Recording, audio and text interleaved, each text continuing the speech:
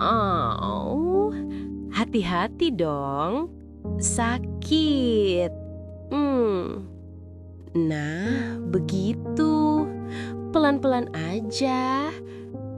Sebelum lanjut ke dalam ceritanya, seperti biasa, absen dulu di komentar ya, dari daerah mana kamu berasal, dan jam berapa kamu menonton video ini.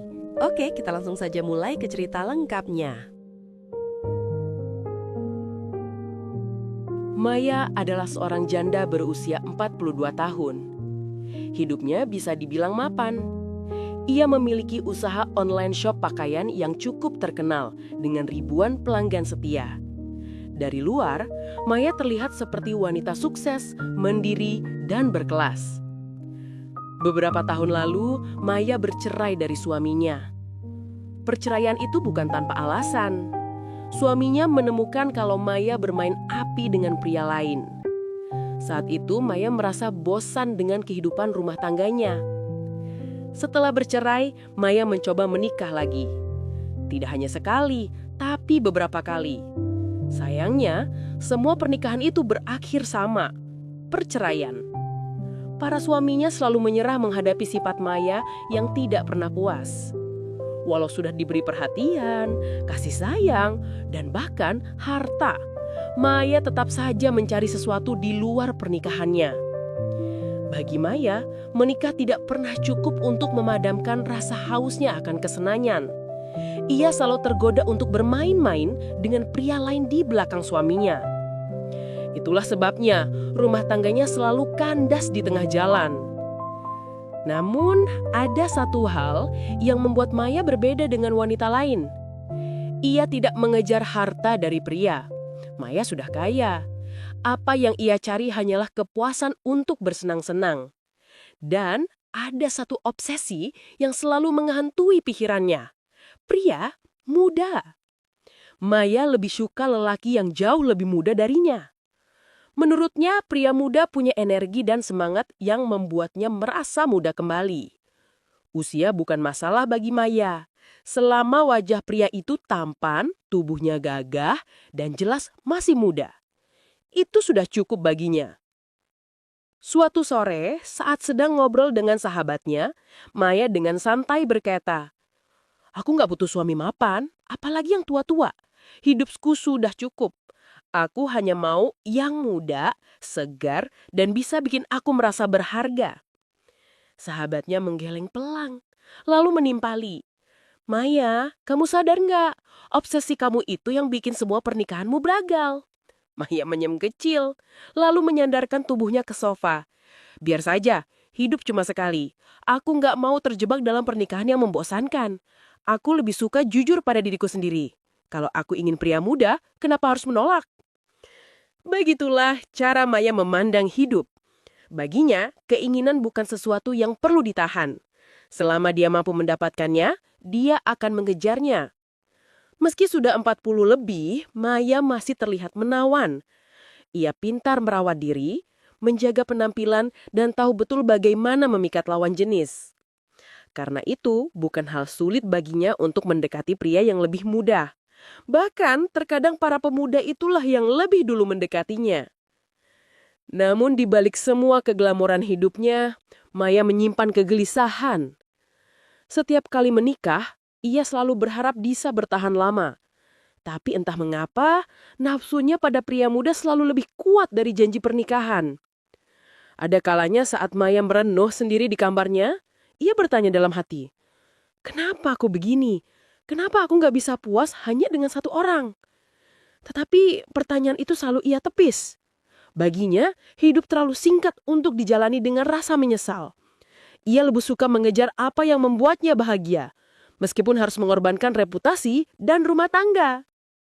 Hari-hari Maya bukan hanya soal bisnis online shop yang laris.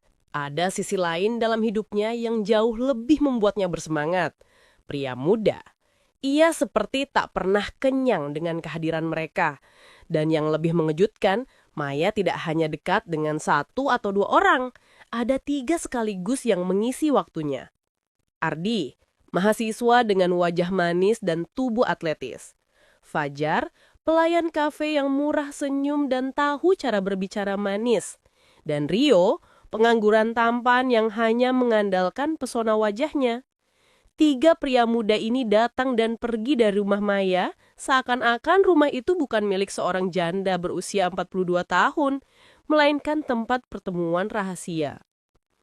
Para pembantu di rumah sudah tidak terkejut lagi. Setiap kali melihat pria berbeda masuk ke kamar tamu, mereka hanya saling lirik, lalu kembali ke pekerjaannya. Maya seakan menciptakan aturan baru di rumah itu, bahwa membawa pria muda adalah hal biasa. Pak Herman, sopir pribadinya, juga sudah kebal. Ia sering menunggu berjam-jam di parkiran hotel hanya demi menjemput Maya setelah menghabiskan waktu bersama salah satu pemuda. Saat Maya masuk mobil dengan senyum puas, Pak Herman cukup diam. Ia tahu betul apa yang dilakukan majikannya bukan urusan kecil. Tapi Maya selalu menutupi semuanya dengan kalimat sederhana. Herman, hidup itu butuh hiburan. Kalau enggak, kita cepet tua. Maya tak menutupi kebiasaannya. Dengan Ardi, ia sering bercanda di ruang tamu. Dengan Fajar, ia suka duduk di teras sambil ngobrol manis. Dan dengan Rio, kadang ia habiskan malam di luar rumah. 3-tiganya diberi perhatian, hadiah, bahkan uang. Maya memang royal. Namun di balik tawa dan godaannya, Maya sebenarnya punya harapan. Ia ingin salah satu dari mereka serius, mungkin menikah dengannya. Tapi jawaban mereka selalu sama. Suatu sore, Maya menggoda Fajar. Kalau aku serius sama kamu berani nggak nikah sama aku? Fajar hanya tersenyum miring, lalu menjawab, "Ah, Maya, aku masih muda. Nikah belum kepikiran. Lagi enak-enaknya bebas, masa mau diikat?" Maya tersenyum menatapnya tajam, lalu berbisik, "Siapa bilang nikah sama aku itu ikatan? Bisa jadi malah kebebasan yang baru." Fajar hanya tertawa kecil. Maya tahu, di balik tawa itu Fajar tidak serius. Begitu juga Ardi dan Rio. Mereka hanya menikmati fasilitas yang Maya berikan. Maya sadar dirinya dimanfaatkan. Tetapi anehnya, ia menikmatinya. Baginya ketiga pria muda itu hanyalah mainan. Hiburan untuk mengisi kesunyian di rumah besar yang kadang terasa terlalu sunyi. Malam itu ketika Maya bersama Rio, ia berkata, "Kamu tahu nggak? Banyak yang bilang aku gila. Katanya perempuan umurku harusnya cari pasangan seumuran. Tapi aku nggak peduli. Aku lebih suka yang seger kayak kamu." Rio tersenyum. "Kalau nggak ada Maya, mungkin hidup saya bosan. Jadi ya kita sama-sama untung kan?" Maya menatapnya lama lalu tertawa kecil. Kata-kata Rio itu sebenarnya hanya pengakuan halus bahwa ia memang memanfaatkan Maya. Tapi sekali lagi, Maya tidak peduli. Suatu kali saat duduk di mobil, Maya bertanya pada Pak Herman. "Herman, menurut kamu, salah nggak sih kalau aku suka anak muda?" Pak Herman melirik sekilas, lalu menjawab pelan. "Bukan salah, Bu. Tapi kalau terus begini, yang datang cuma anak-anak yang main-main. Susah dapat yang sungguh-sungguh." Maya diam. Pandangannya kosong keluar jendela. Kata-kata itu menamparnya, tapi juga membuatnya semakin yakin. Ia tahu ketiga pria itu hanya mainan. Tapi setidaknya mainan itu membuat hidupnya terasa lebih hidup. Hari itu, Maya sedang duduk di ruang tamu. Bosan dengan rutinitasnya. 3 pemuda yang biasanya menemaninya sedang sibuk masing-masing. Tak ada satupun yang bisa ia ganggu. Rasa sepi itu membuatnya resah. Untuk mencari alasan agar ada yang datang, Maya membuka aplikasi pesan makanan. Ia tersenyum sendiri. Karena yang ia cari bukan sekedar makanan, tapi sosok baru yang bisa mengusir kesepiannya. Beberapa menit kemudian, pesanan diterima. Nama driver yang muncul di layar ponselnya, Raka. Maya tidak berpikir banyak. Sampai akhirnya, bel rumah berbunyi. Saat pintu terbuka, Maya terdiam. Di hadapannya berdiri seorang pemuda dengan wajah tampan, tubuh tegap, kulit kencang yang masih muda, dan senyum yang jujur. Pemuda ini terlihat segar, lugu, dan polos. "Pesanan untuk Bu Maya," kata Raka sopan sambil menyerahkan kantong makanan. Maya mengangkat alisnya, menatap Raka dari ujung kaki sampai kepala. Tatapannya seperti sedang mengupas lapisan demi lapisan. "Iya, ini pesanan aku. Kamu yang antar." "Betul, Bu." Maya tersenyum kecil. Senyum yang biasanya membuat pria kehilangan akal sehat. Jadi kamu Raka. Nama yang manis? Cocok sama wajah kamu?" Raka terlihat kikuk, hanya mengangguk sambil menunduk. Namun bagi Maya, justru itu yang membuatnya semakin tertarik. Ia yakin pemuda ini masih hijau, dan itulah yang paling membuatnya tergila-gila. Sebelum Raka sempat pergi, Maya menahan.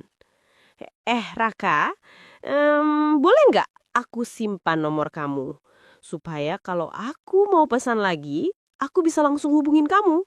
Lebih cepat, lebih enak kan? "Iya, Bu, kalau memang perlu." Maya menerima nomor itu dengan tatapan penuh kemenangan. Dalam hatinya ia berkata, "Kali ini, aku menemukan mainan baru." Begitu pintu ditutup, Maya langsung mengetik pesan. "Halo Raka, makasih ya udah antar makanan tadi." Balasannya cepat. "Sama-sama, Bu." Maya tersenyum. Ia tahu meskipun Raka mencoba menolak, sebenarnya hatinya sudah mulai goyah. Dan itu hanya waktu sebelum ia benar-benar masuk ke dalam jebakan Maya. Hari-hari berikutnya, Maya sengaja memesan makanan hampir tiap sore. Kadang hanya minuman dingin, kadang sekosak camilan. Semua itu hanyalah alasan untuk melihat Raka. Setiap kali Raka datang, Maya selalu menatapnya dengan cara yang membuat pemuda itu salah tingkah. Ia menunduk, pura-pura sibuk membuka tas makanan, padahal ia bisa merasakan sorot mata Maya yang begitu tajam. Suatu sore setelah menerima pesanan, Maya berkata pelan, "Raka, kamu nggak capek kerja seharian naik motor? Kalau capek, istirahat di dalam aja sebentar. Aku nggak keberatan kok." Raka menolak halus. "Nggak usah, Bu. Saya harus jalan lagi. Masih banyak orderan." Maya mendekat sedikit. Ia berbisik, "Jangan terlalu formal panggil aku Bu. Aku lebih suka kalau kamu panggil aku Maya. Lebih enak didengar." Raka menelan ludah. Wajahnya memerah, lalu hanya mengangguk kaku. Malamnya Maya kembali mengirim pesan. Kali ini lebih berani. "Kamu tahu nggak Raka? Dari sekian banyak driver yang pernah datang ke rumahku, cuma kamu yang bikin aku pengen order terus. Padahal makanannya sering aku buang. Yang penting aku bisa lihat kamu." Balasannya singkat. "Jangan bercanda, Bu Maya." Maya menggigit bibirnya membaca pesan itu. Ia tahu, meskipun Raka mencoba menolak, sebenarnya hatinya sudah mulai goyah. Dan itu hanya waktu sebelum ia benar-benar masuk ke dalam jebakan Maya. Hari-hari berikutnya, Maya semakin berani memainkan perasaannya terhadap Raka. Jika dulu obrolan mereka di WhatsApp hanya sebatas gurauan ringan, kini mulai berubah menjadi permainan kata-kata. Maya tahu betul bagaimana cara memancing pemuda itu, meski Raka sering berusaha menjaga jarak. "Raka, kalau aku pesan makanan tengah malam, kamu mau anter nggak?" tulis Maya suatu kali. Balasan Raka muncul agak lama. "Kalau masih ada resto buka, ya saya anter Maya." Maya tersenyum puas. "Kalau nggak ada resto yang buka, apa kamu tetap mau datang? Nemenin aku aja gitu." Raka menatap layar ponselnya lama, lalu mengetik singkat. "Kamu bisa bikin saya susah tidur, Maya." Bagi Maya, jawaban itu sudah cukup. Ia tahu benteng pemuda itu mulai retak. Suatu sore, Maya sengaja memesan makanan lagi. Begitu Raka datang, ia langsung menahannya. "Jangan buru-buru pulang, aku bosen sendirian. Duduk sebentar ya." Raka ragu, tapi akhirnya menurut. Maya sengaja duduk begitu dekat. Maya memulai obrolan dengan nada lembut. Raka, kamu sadar nggak? Aku jarang merasa nyaman sama orang. Tapi sama kamu, rasanya beda. Kamu itu sederhana, tapi bikin aku tenang. Aku suka. Raka menggeleng pelan. Saya bukan siapa-siapa, Maya. Kamu terlalu berlebihan. Maya menatapnya lama. Matanya berkilat. Bukan berlebihan. Aku serius. Kamu tahu nggak? Aku ini sudah ketemu banyak pria muda. Tapi mereka semua cuma mau uangku. Kamu beda. Kamu nggak pernah minta apapun dariku. Itu yang bikin aku kepikiran terus. Raka menunduk, wajahnya memerah. Ia tak bisa menyangkal kata-kata itu. Maya tertawa kecil, suara tawanya penuh arti. Kenapa? Kamu takut aku kelewatan? Aku cuma bercanda kok, tapi aku suka lihat kamu gugup begitu. Raka menarik napas panjang, mencoba menenangkan diri. Namun jelas sekali, kata-kata Maya sudah menancap di benaknya. Obrolan berlanjut, Maya mulai membuka sisi rapuhnya. Aku ini kaya, punya usaha, punya segalanya. Tapi sebenarnya kosong, Rak. Malam-malam aku sering merasa hampa. Rumah besar ini dingin kalau nggak ada yang nemenin. Kadang aku iri sama perempuan lain yang punya suami setia. Aku cuma pengen ada satu lelaki yang benar-benar sayang sama aku tanpa lihat usiaku. Raka terdiam. Hatinya ikut terusik. Ia bisa melihat ketulusan Maya di balik tatapan nakalnya. Maya kemudian mendekat. Suaranya menurun hampir berbisik. Kamu tahu nggak, Rak? Kalau aku bisa pilih, aku pengen kamu ada di sisiku terus. Aku pengen kamu yang nemenin aku, bukan orang lain. Raka menelan ludah. Maya, jangan bercanda soal begitu. Siapa bilang aku bercanda? Aku serius. Aku jatuh hati sama kamu. Hening sejenak, Raka bingung harus merespon apa. Ia sadar, posisinya hanya seorang driver sederhana. Tapi kehangatan di mata Maya membuatnya goyah. Akhirnya Raka berkata pelan, aku nggak tahu harus ngomong apa.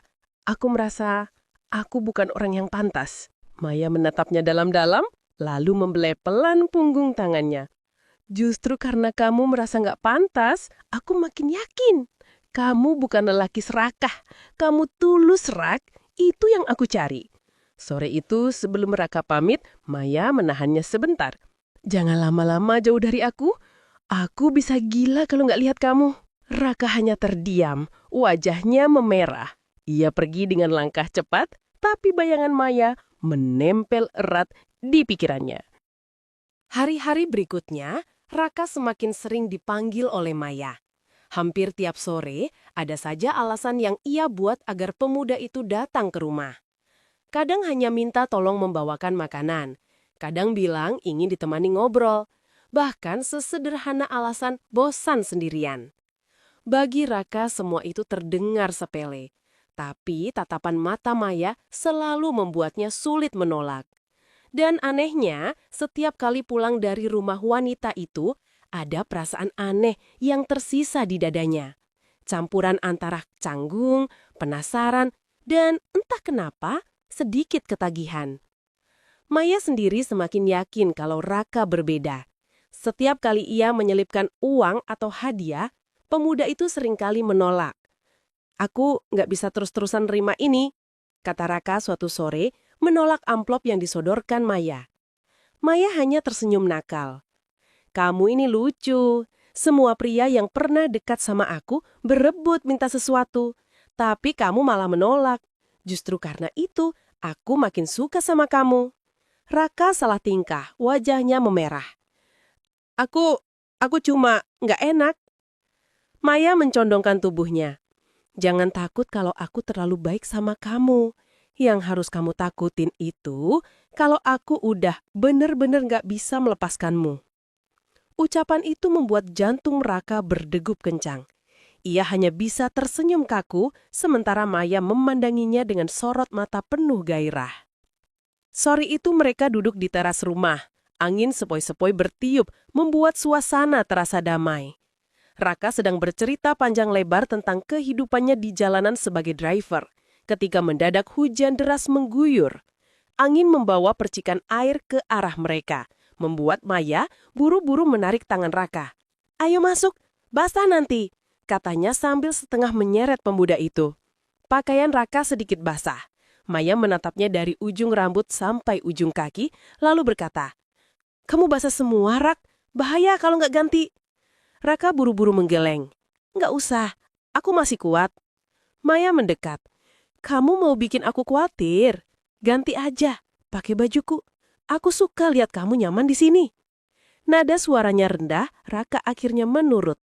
Saat keluar dengan kaos longgar milik Maya, wanita itu tersenyum lebar. "Ternyata kamu makin kelihatan seger." Mereka lalu duduk di ruang tengah. Maya meraih remote, menyalakan televisi, lalu memilih sebuah film Jepang. Lampu ruangan sengaja diredupkan membuat suasana hangat. Awalnya mereka duduk berjarak, tapi lama-kelamaan Maya semakin mendekat. Sesekali Maya berpura-pura terkejut pada adegan film, lalu menyenggol bahu pemuda itu. "Rak," bisiknya pelan. "Ya, enak juga ya nonton film sambil hujan. Lebih enak lagi kalau ada orang spesial di sebelahku kayak sekarang." Raka salah tingkah, wajahnya memerah. Aku cuma nggak enak." Maya mencondongkan tubuh. "Jangan takut kalau aku terlalu baik sama kamu. Yang harus kamu takutin itu kalau aku udah bener-bener nggak bisa melepaskanmu." Ucapan itu membuat jantung Raka berdegup kencang. Ia hanya bisa tersenyum kaku, sementara Maya memandanginya dengan sorot mata penuh gairah. Saat film selesai, suara hujan masih deras. Raka berdiri, mencoba berpamitan. "Kayaknya aku pulang aja, Maya. Kasihan orang rumah." Namun Maya cepat menahan tangannya. "Kamu mau mati konyol? Hujan segede ini, jalanan licin. Aku nggak akan biarin kamu keluar." "Tapi, nggak ada tapi. Kamu menginap di sini." Maya mendekat menatapnya lekat-lekat. "Tenang saja, aku punya kamar tamu. Tapi kalau kamu takut, ya sudah, tidur aja di ruang tengah." Raka terdiam. Ia tahu ini situasi berbahaya, tapi juga tak bisa menolak. Akhirnya dengan suara pelan, ia berkata, "Baiklah, aku menginap." Maya tersenyum. Pintar. Sejak malam hujan itu, hubungan Maya dan Raka berubah drastis. Raka yang awalnya canggung, kini mulai berani. Setiap kali Maya melempar godaan, ia tidak lagi menunduk atau salah tingkah. Justru senyumnya selalu muncul, seolah ia mulai menikmati permainan itu. Ketika Maya bercanda, "Raka, kamu kalau tersenyum manis gitu, bikin aku..." Pemuda itu langsung membalas sambil terkekeh. "Hati-hati, Bu. Maya maksudnya. Jangan sampai ke bawah beneran." Maya tersentak geli. "Cih, berani kamu sekarang ya?"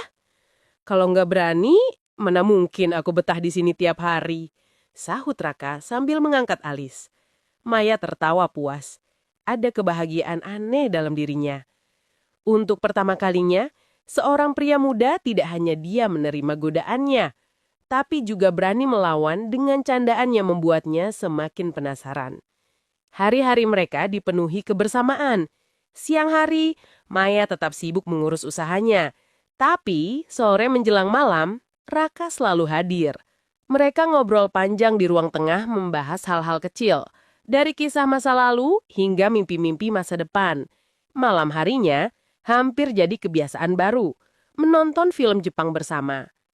"Filmnya jangan yang aneh-aneh ya, Mei. Aku takut pikiranmu makin kemana-mana," ucap Raka suatu malam sambil nyengir. Maya mendekat, berbisik. "Justru aku suka kalau kamu bisa bikin pikiranku kacau." Raka tertawa keras. "Astaga, kamu nggak ada rem ya?" Tawa mereka sering pecar begitu saja. Tak hanya di rumah, Maya bahkan rela naik motor Raka untuk sekadar jalan-jalan. Pemandangan wanita kaya raya dengan tas mewah di pundak, memeluk erat pinggang driver muda yang sederhana, tentu mengundang perhatian. Tapi Maya tak peduli. "Aneh ya, Mai," kata Raka suatu malam saat mereka berhenti di warung pinggir jalan.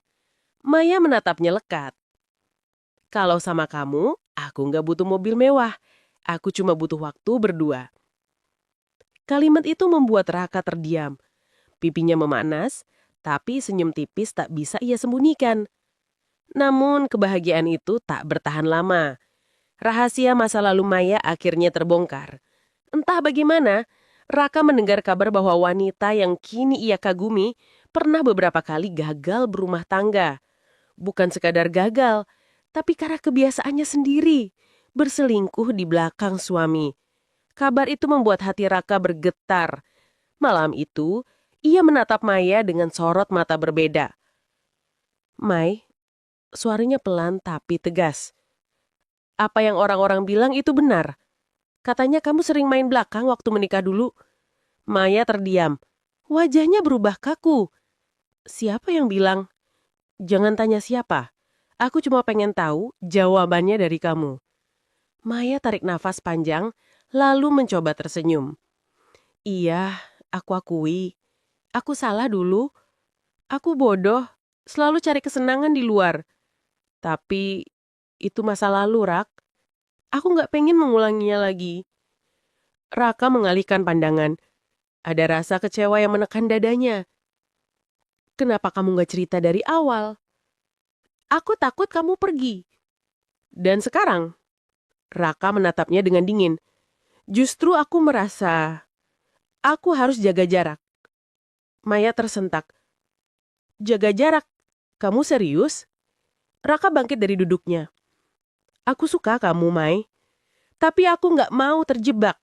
Aku nggak mau jadi korban dari masa lalu yang kamu ulang lagi." Nada suaranya dingin, menusuk hati Maya. Wanita itu hanya bisa terdiam. Matanya berkaca-kaca. Ia ingin memeluk Raka, ingin meyakinkan bahwa dirinya kini berbeda. Tapi tatapan pemuda itu terlalu tegas, seakan sudah memasang dinding tak kasat mata di antara mereka. Hari-hari berikutnya, perubahan sikap Raka semakin terasa. Ia masih datang, tapi tidak lagi sering. Candaan yang dulu hangat, kini hanya sebatas basa-basi.